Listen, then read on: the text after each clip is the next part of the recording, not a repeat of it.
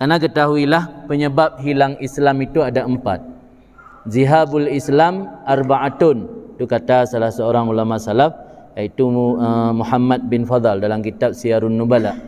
Zihabul Islam arba'atun, Islam itu akan angkat kaki dari satu daerah karena 4 faktor.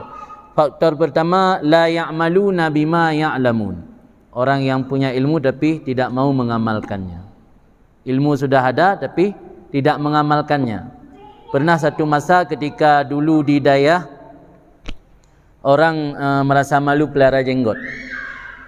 Saking sudah bergenerasi, dari generasi ke generasi merasa malu pelihara jenggot, seolah-olah orang pelihara jenggot itu orang yang berada pemahamannya berbeda dengan kita. Padahal jenggotlah salah satu sunnah Rasulullah. Itu saking kita tidak mengamalkan ilmu, akhirnya ilmu tersebut hilang. Ketika hilang, ada orang yang mempraktekkannya, kita menganggap itu bukan bahagian daripada ilmu. Contoh lain seperti bersiwak. Bersiwak ini sunnah, tapi karena jarang kita gunakan siwak, ketika ada orang pakai siwak, kita merasa aneh. Apain tu bawa siwak kemana-mana? Padahal ini salah satu sunnah. Malah Rasulullah menjanjikan, laula ana syukka ala ummati la amartuhum bisiwak inda kulli salah.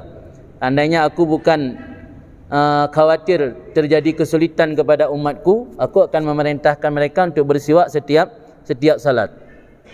Artinya penyebab hilang Islam yang pertama faktornya karena la ya'maluna bima ya'lamun. Orang-orang tidak mengamalkan ilmu yang sudah dia pahami atau dia miliki. Itu faktor pertama. Faktor yang kedua, wa ya'maluna bima la ya'lamun. Beramal dengan sesuatu yang mereka tidak paham, tidak mengerti. Ada orang yakin beramal, yakin beribadat tapi tidak paham ilmu agama. Akhirnya ibadatnya rusak, tidak sah. Contoh yang paling sering terjadi, misalnya anak-anak muda yang senang pakai pakaian slim fit, pakaian yang ketat.